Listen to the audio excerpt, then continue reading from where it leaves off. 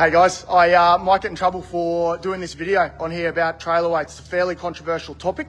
But I get asked this question at least 20 times a week through emails and phone calls. And so I really wanted to do this video, just clearing up some confusion around it and trying to give my piece into it and my understanding of the rules. So I need to do a bit of a disclaimer at the first, because I was actually initially advised by my friend at the Department of Transport and Main Roads not to do the video because there is just so many grey areas and he didn't want anything coming back and biting me. So we've got a disclaimer.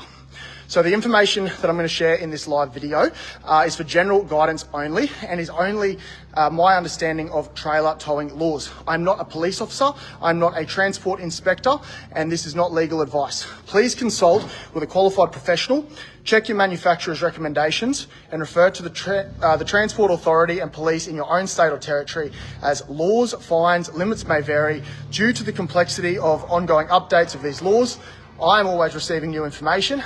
If I've shared anything in the past, or if the laws have changed that's different, then this is just what my understanding of the laws and where I pick it up, right?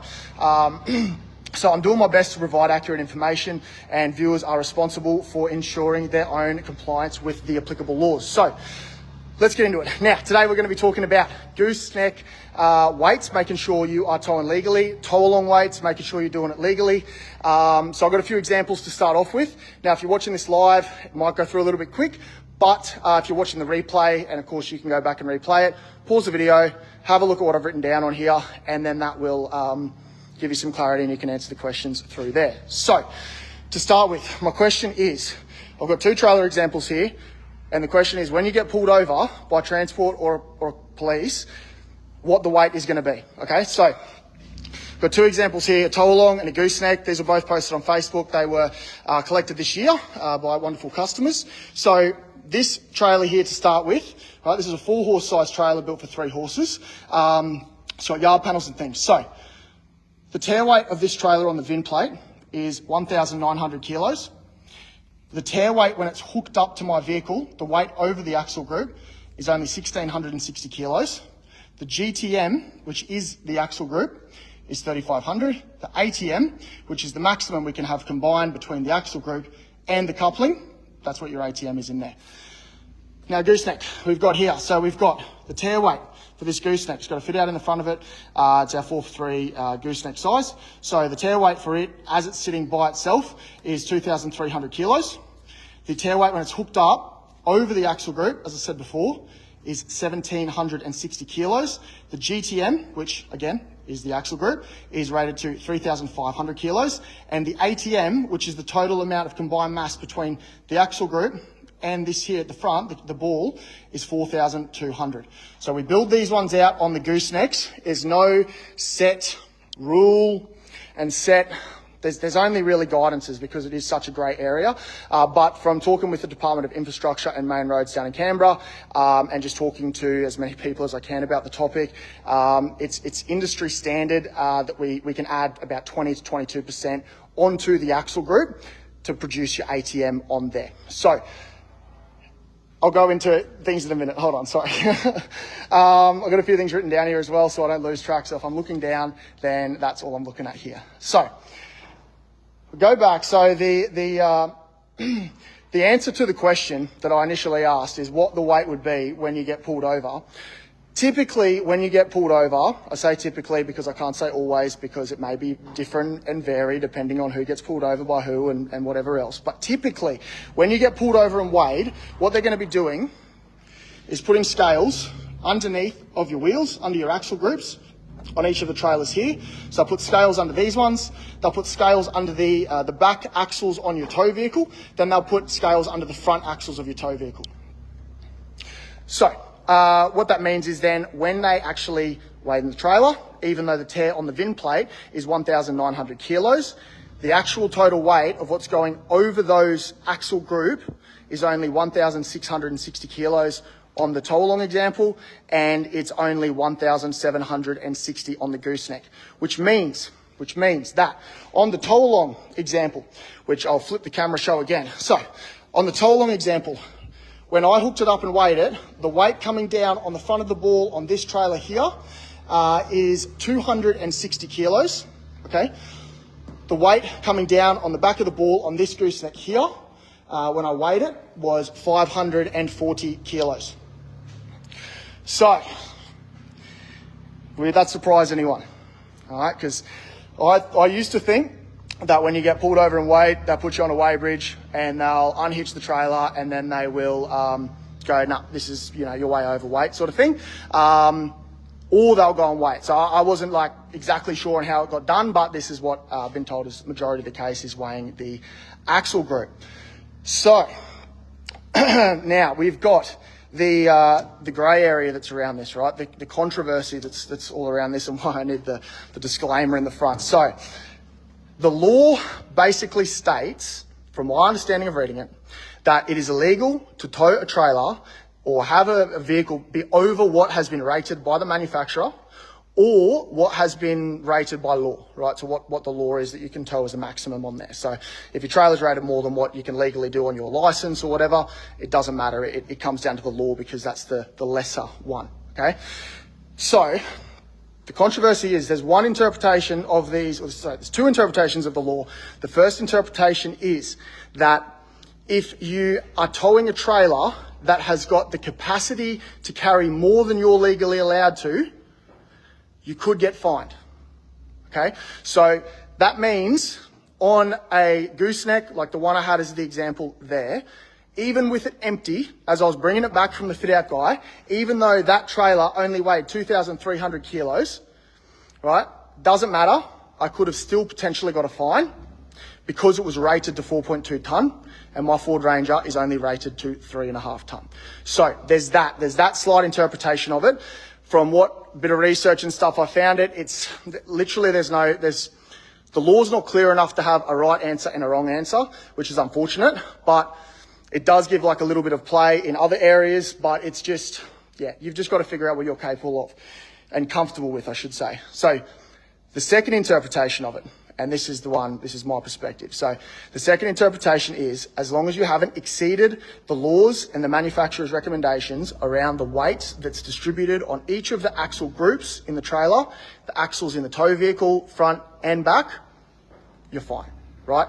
So, I mean, if it was me coming back from the fit-out guy and I got pulled over and weighed and got handed a ticket and they said, no, your vehicle's not capable of carrying the maximum capacity for this, what I would do, I would be, first of all, disagreeing with them, but in a nice way, because I don't want to be rude or anything. But I would be going as soon as I can to the nearest weighbridge, go get it weighed, take photos, get the weighbridge attendant to like either sign a piece of paper or something to state this is the weight that was on the back of the vehicle, or this is the weight that's over the axle groups. So then, if you decide to fight it and go to court, potentially that is going to be the evidence sufficient enough, or it's going to be evidence in your case to show the magistrate, look, I haven't, even though the trailer's got more capacity, I haven't actually gone over, and I don't understand how I can get in trouble for towing an overloaded trailer when the trailer is within capacities. However, being that it is up to everyone's interpretation of it, there is a chance you could still get in trouble for that. But like if you're following the rules and the things that I'm about to set out in this video, then like most of the time you should be right. And from what I've seen, it comes down to trailer safety, whether your vehicle's capable of it. And as long as you're staying as close to within the laws, or staying within the laws as much as you can, then, that's all you can do, really.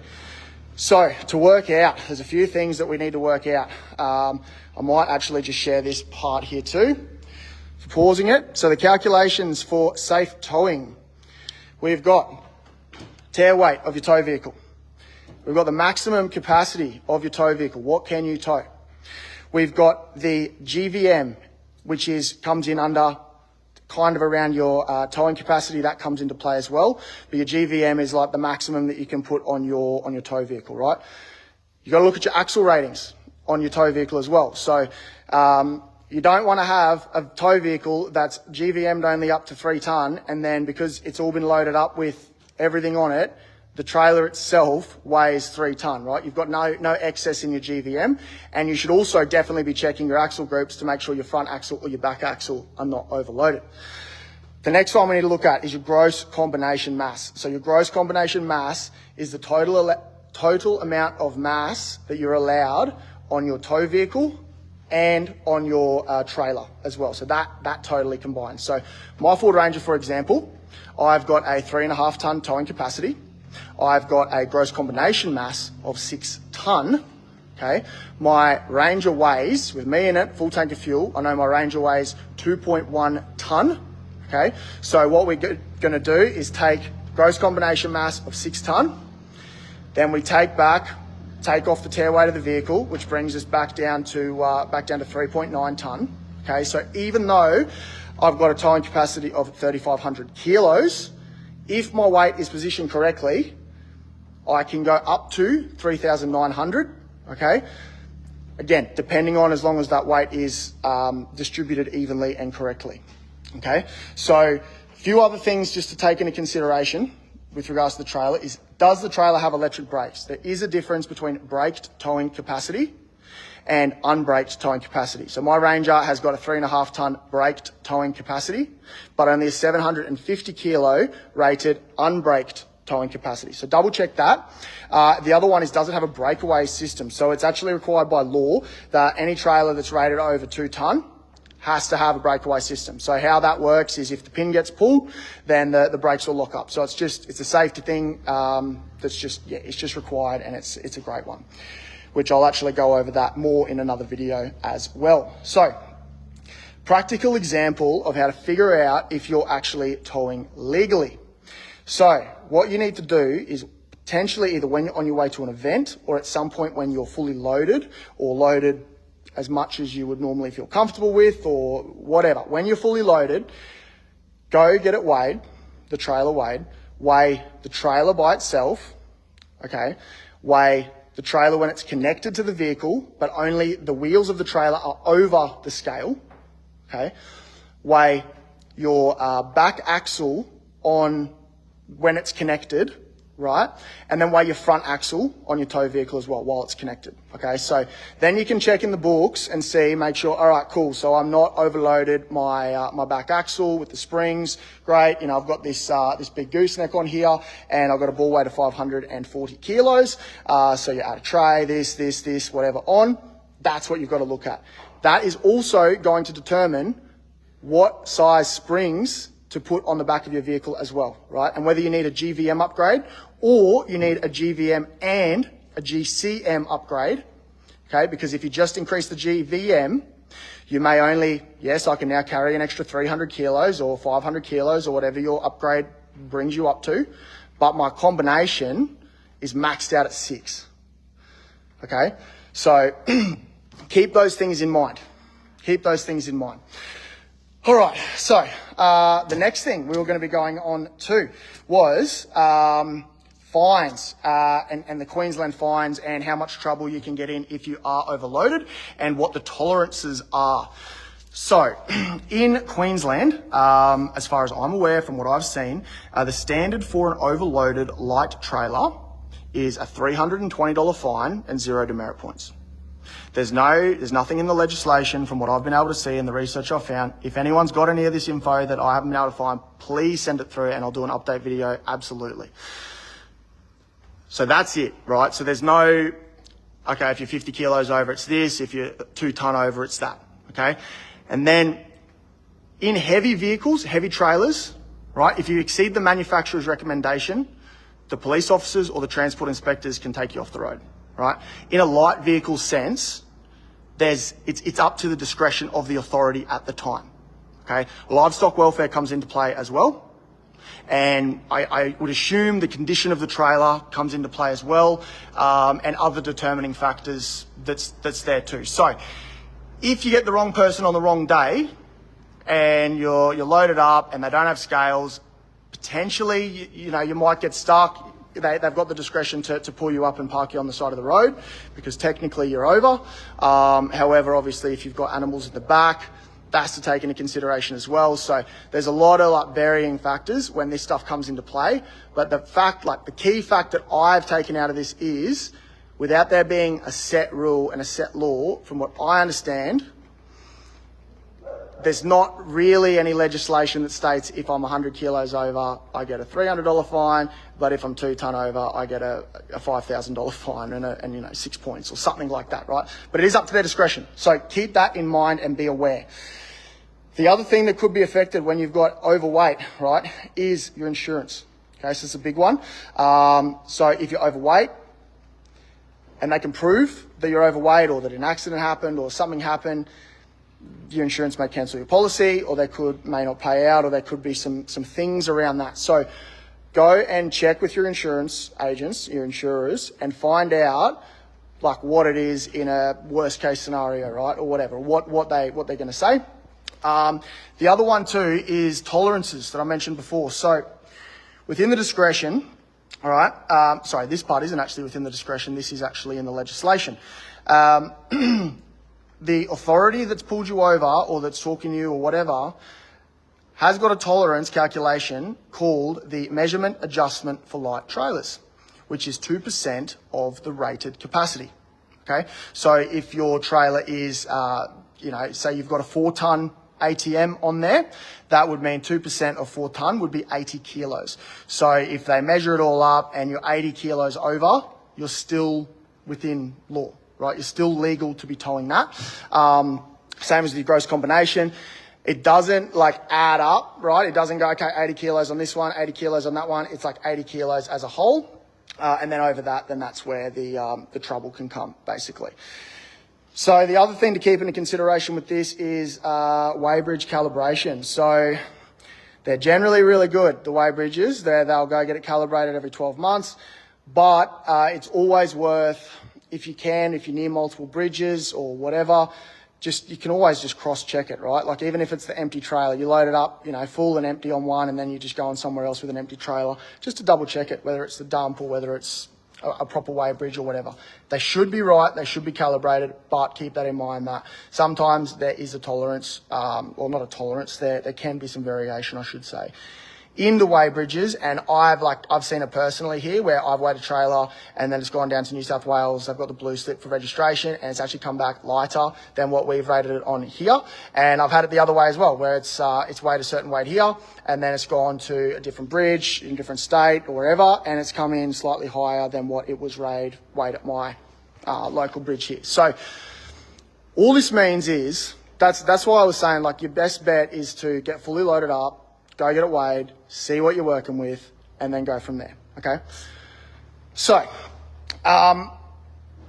that's like a solid, I feel like that's covered like a lot of the sort of generalized questions around when it comes.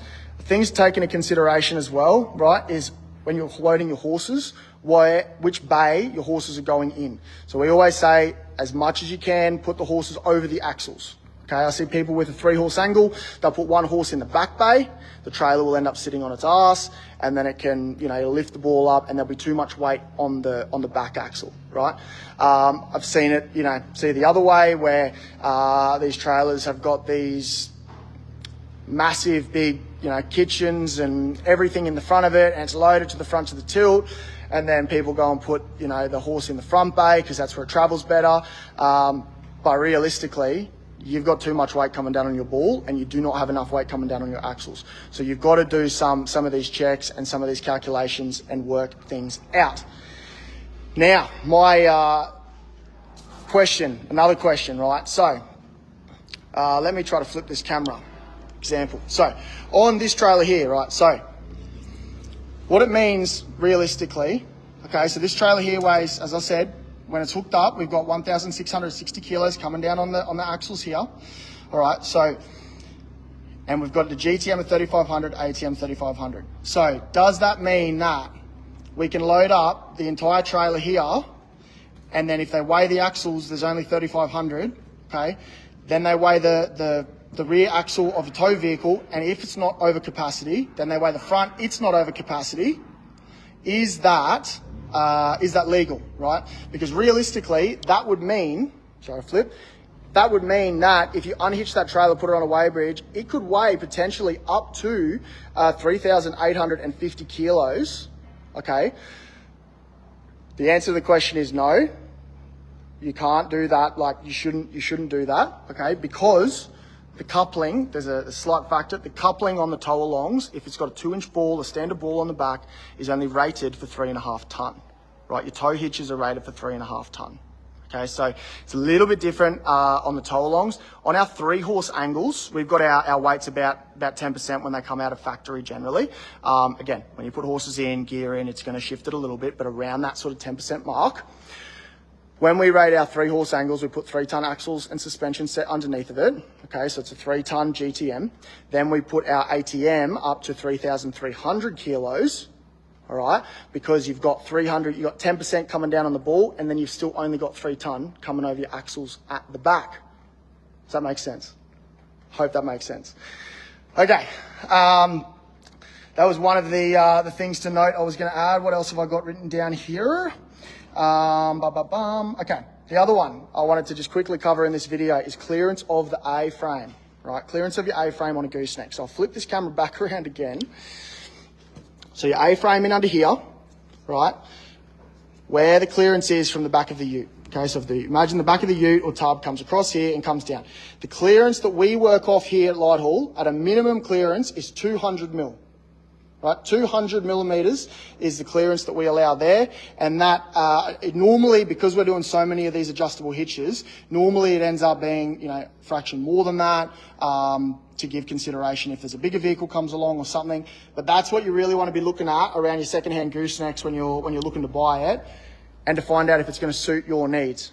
Okay. The other thing which I'm really keen to cover in another video when you're looking at secondhand trailers that you're going to go buy is the tear weight that's on the VIN plate. You need to go get the trailer weighed. All right, you need to go get it weighed when it's hooked up to a vehicle. Find out what load is going down on your axles, and you need to find out what load is going down on your ball. Okay, because people will go and add things onto the trailer, add an awning, an aircon, add cabinetry at the front, change things, change dividers, whatever. All right, they're going to add stuff on there, and I've seen it time and time again where people have gone and bought a gooseneck. The one I'm thinking of in particular was a gooseneck, and gone, holy shit, Ben, this trailer only weighs X, right? I said, I don't buy it, right? I don't believe it. But that was what was on the VIN plate at the time, right? So then after he picked up the trailer, there wasn't a weighbridge nearby, and it didn't quite work out for him, and he just wanted to get the trailer because it was a great deal, and he believed.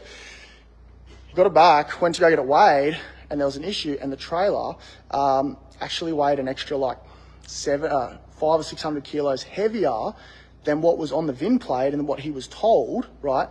So does that mean then that the seller of the private sale is lying? No, right? Because that's what's on the VIN plate. Okay, he may not have gone and got it weighed. This information that I'm sharing now is not common knowledge. Okay, so that's why I'm saying go get the trailer weighed. All right, if you're going to go buy one, go get it weighed. And then when as I said about the A-frame, if you're looking at secondhand goosenecks in particular, check the clearance of what you've got on there. All right, check the clearance to 200 mil minimum, and you shouldn't, as a general thing, you shouldn't really have any issues on big culverts. Yeah, so that's what you're looking for. Now, the other thing when we're measuring up trailers, which again, going to go in another video, but I'll just tag it on here as well. When we work out this neck height here, when we're building these new trailers, right, and we do our calculations. Okay, so we'll add up what the clearance is from the ground to the bottom of the trailer. We'll add up what the clearance is from the ground to the bottom of the ball. We'll add on the sides of the tub or tray. Then we'll incorporate that clearance, right? Then that'll tell us what this height is between here. When we're working out these calculations, we also add in 20 mil worth of sag in the suspension. So when it's loaded up, obviously it's going to sit down on the axles a little bit. So, in an ideal world, if you want it sitting flat, fully loaded, it's going to be sort of poking down just a little bit at the front. So just keep that in mind as well, right? So otherwise, if it's flat or poking up a little bit, then you load it up, it's going to accentuate it. You're not going to have, your 20% ball weight coming down, and it's going to be overloaded on your axles, and you can't put as much stuff in there. There are a few things as well that you can do when you're looking at secondhand goosenecks or trailers in particular that are either poking up or poking down to make the adjustments, right? You can either go and re-engineer the front coupling pole that comes down, right, to make it longer, get the clearance. The other thing that you can actually do as well is a lot of the times, right, well, what we used to do, right, all of our axles across the board, goosenecks, tow-alongs, everything included, always had a 3-inch drop on the end of the axles, just to help sort of bring it down a little bit and make sure it wasn't sitting up too high. We've now changed it so all the goosenecks have got straight axles under there, mainly because of the adjustable hitches, and the bed area was just getting a little bit too small for my liking, especially with these big American trucks coming in, style sides that have got big tray, big tubs off the ground, you know, they've jacked it up or whatever, which is fine, but it just, like I said, makes that bed area a little bit small. And it was starting to encroach on what the minimums are that we like to allow up there for strength. So what I was going with that is some things you can do if you need to increase the height of your gooseneck, right, the height of the body, you can either change your axles from drops to straight axles, right? The other thing that you can do legally, again, check your governing bodies and make sure that there's no other implications as far as, you know, changing it over for your measurements and things like that. But the other thing you can do is you can actually, normally I'll try to explain this one. So normally we've got if the axles are here, right, we've got the springs are normally coming underneath. So this is the top of the trailer, springs come underneath, U-bolts go down, right, and nuts on the bottom, okay? So the other thing you can then do, right, if this is the spring, is you can move the axle underneath of the spring, like this, right? Then you can put your U-bolts up from underneath, okay? Do them up tight, make sure they're torqued. There is a torque rating for it. I will share that in another video of what the torque rating is for the U-bolts, what the torque rating is for your wheel nuts, all that sort of stuff. But the point is you can do it, right? As long as the U-bolts are on the side of the axle, okay, and it's torqued up correctly and it's all been done right, that's going to give you another, what did we work out, about 100 mil, right, of clearance in the body. Again, depending on the springs, depending on the axle, depending on a bunch of everything there. So that's something there. So if anyone had any other ideas of anything, let me know. That's a few things that we've come up with here that we've done for a few customers, and I've given them lots of the options as well. The other one I was just going to jump on and add to was the value of an adjustable hitch. So I tried to do the video. I started it before outside, but service is rubbish. Aren't we all loving Telstra at the moment? But I don't have a physical example right here to show you. Actually, I do. I've got the hitch itself. But I'll show you in this one. So this is the adjustable hitch on the front here. Okay. So this black pole here for your hitch slides up and down inside the outer sleeve. All right. So that's what I realised we've got here. So this is what. Oh, jeez. Hold on. We're a bit heavy then. I wasn't planning on getting this one out. So we've got, this is what that hitch pole would look like, all right? So in the ones that we do, it gives you 350 mil worth of adjustment on there. This steel that we've got in here, as you can see, it's all double sleeved in there. It's absolutely strong as. The couplings are rated for 10 ton. Up the top, we've got the nut and the top plate so that if you ever did need to remove it, replace it, do whatever, you can do that. So the value of these adjustable hitches means that, let's flip back around, means that when you go to sell your trailer, you're not limited to selling your trailer to someone with the exact same vehicle. And it means if your vehicle dies or something happens or whatever, and you've got to change vehicle or someone else has got to tow it, it means you can still get it sitting flat, right? So with the 350 mil adjustment, I always like to work it out. I always ask customers, do you have a second vehicle that you're looking at making it compatible with from the word go? Or are we mainly doing this for resale? Or what are we working out? So I know roughly where the different heights of the trays and tubs are for the different makes and models. The other one I asked too is if you were to go and buy a different tow vehicle in the future, what would you be looking at? Okay, so what I'm really looking for is finding out, okay, you've got a Ranger with a tub. Okay, next vehicle you want to look at is a Ram with a tub. Okay, what's that going to look like? Right, now that's actually one of the biggest variations that you've got there, okay, just because of the size of the Rams and that. But if we went, okay, I've got a Ranger with a tray and I might go to a Ram with a tub, of course we can work that out. There's enough adjustment there in the heights and the clearances to make it work in between the both of them. So from the customer feedback I've got from people, they've said if when they've gone to sell a trailer that's had the adjustable hitch on it, goes super quick. And I've had people tell me that they could have absolutely sold the trailer 10 times over. However, people with goosenecks that have got a solid fixed hitch, it can take a lot longer because, as I said, if the gooseneck was originally built for a ram with a tub, without modifications, it's got to go on another like Australian vehicle with a tub as well that fits, right? Hope that makes sense. Cool. The last one I was going to talk about was your gooseneck ball in your tray or tub. All right, making sure it's actually secured in there correctly. Okay, so my grandfather, who was running this business before me, we bought the business off my grandparents, right? He's told me stories. I haven't had to turn anyone away personally. Everything's been up to scratch from what I've seen.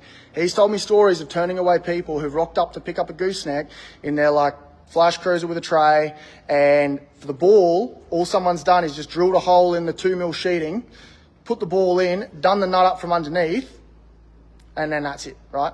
So obviously that's not going to carry the weight, okay? Especially if there's like, it might work, right? It might work for a period of time, but as I said, we would not send out a gooseneck with that setup because it'll just bust out of that tray. Like, even though the size of the ball, even though coupling's rate's 10 ton, the steel's only 2mm, right? So it's always recommended to make sure that when you've got your ball fitted in your tray, that it's somehow like connected down and bolted to the chassis of the vehicle as well, right? So even if there's an issue with the tray, the bolts holding the tray on, tub on, whatever, it means that there's extra security where the ball, and it's just transferring that weight down into the chassis directly, and it's not putting too much weight on other parts in your tray or tub that are not built to hold that weight, okay? The last one I had for a quick note to add on there is on your tow alongs, right? So if your vehicle's got a 3.5 ton towing capacity, right, check the rating of your ball. Check the rating of your tow hitch, okay? Sometimes I've seen it, not on ones of our customers coming, but from friends' cars and different things. I've seen it where the ball is nowhere near rated to 3,500. It might be rated to the 750 kilos, or it might be rated to, 1,500 kilos. I'm not sure what the different levels are that they set that to, but check your ball, check your tow hitch, check your user manual in your car, right, to find out what you're rated for, find out what you can do, find out where your capacities are at. Okay, use the calculations that I mentioned in this video, right? Go back, save it on there. I put it on there. I'm going to end up doing a blog post on the website so that we can, it's just easy and simple and clear to do that. Haven't got it up yet. We'll do that soon. Once you've got your weights, you know what it is. You've checked the book, you've checked your upgrades, you've checked that. Check your weights of your trailer. Do everything you can to stay within your limits, within tolerance. Be aware that there is that 2% variation. Right? There is that 2% measurement adjustment that comes into play. And try to stay and make sure you're staying legal, right? Make sure you're staying as legal as you possibly can. So yeah, always weigh before hitting the road, especially when you're towing heavily. Know your capabilities and stay within your limits to avoid fines and potential safety risks. With the right preparation, you'll have peace of mind and a smoother trip. So if anyone's got any questions around this live, what I've done, anyone's got anything to add, please add it underneath. Like I didn't cover everything, right? I know I missed some things. It's going to happen. If anyone's got any other interpretation of what they've got around the rules and the laws, please comment down below. Anyone's got any questions about their gooseneck, their towing, what they can do, and want some clarification, or someone else to just put a set of eyes on it, send us a message. I've got no idea how many messages we're going to get if this one ends up going bananas, a little bit like the first one did. So bear with us, bear with me. I really want to just help out everyone I can, and I just really want to make sure that people are towing safely and they know what they're capable of, right? So, again, as I said in the last one, if you've got any other suggestions for videos, I've got a good list there. I'm looking at doing these videos weekly at a minimum.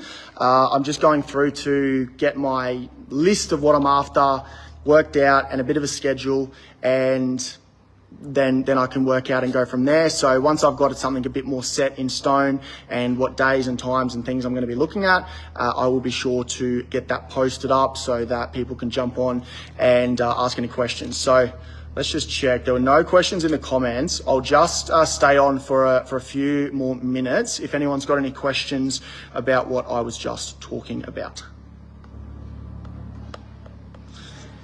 Actually, while those questions are coming in, we can go for a little walk outside and I can show you the adjustable hitch on the gooseneck that we're looking at. So, oops, door wasn't unlocked. So, as I said, if anyone's just jumped on, any questions that I've spoken about, let me.